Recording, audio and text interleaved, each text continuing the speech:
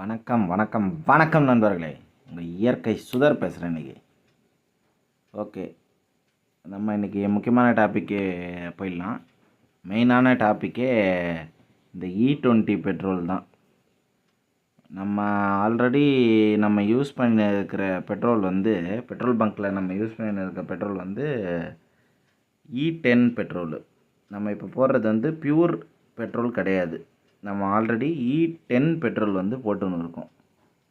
இப்போ 2026க்குள்ளே E20 petrol ஒட்டுமொத்தமாக கொண்டு வரலான்ட்டு பிளானில் இருக்கிறாங்க. ஆல்ரெடி சில இடத்துல E20 பெட்ரோல் வந்துன்னு இருக்குது. ஆல்ரெடி யூசேஜுக்கு வந்துருச்சு. இப்போ இந்த E20 பெட்ரோல்னால்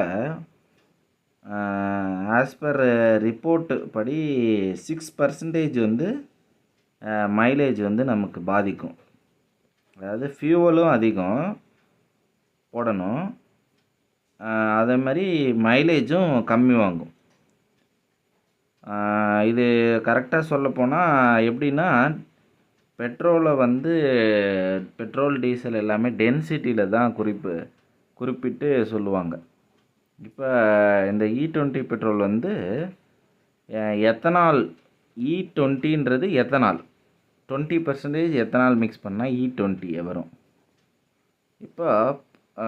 இப்போ வர மாடல் பைக்ஸில் வர இன்ஜின்ஸ் E20 இன்ஜினே வருது. அதாவது அந்த பெட்ரோல் போடுறதுக்கான இன்ஜின் வந்துன்னு இருக்குது.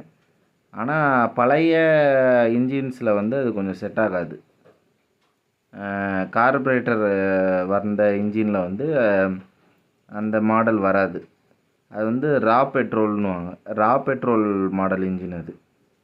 இப்போ இதில் 6% அடி வாங்கும் மைலேஜ். இப்போ இதை இம்ப்ளிமெண்ட் கொண்டு பண்ணின்னு இருக்கிறாங்க. ஆனால் இதுக்கு யாருமே பெருசாக எதிர்ப்பை தெரிவிக்க மாட்டாங்க.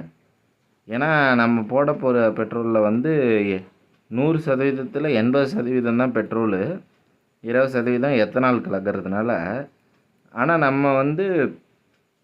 மொத்தத்தில் 100 mlமே, அதாவது 1000 mlமே பெட்ரோலுக்கு நம்ம எவ்வளோ செலவு பண்ணுறோமோ, த காஸ்ட் ஆஃப் பெட்ரோல் அது மொத்தமாக தான் வருது. எத்தனால் மேனுஃபேக்சரிங்லாம் ரொம்ப கம்மி. அதே மாதிரி அது மேனுஃபேக்சர்டு இன் இந்தியா.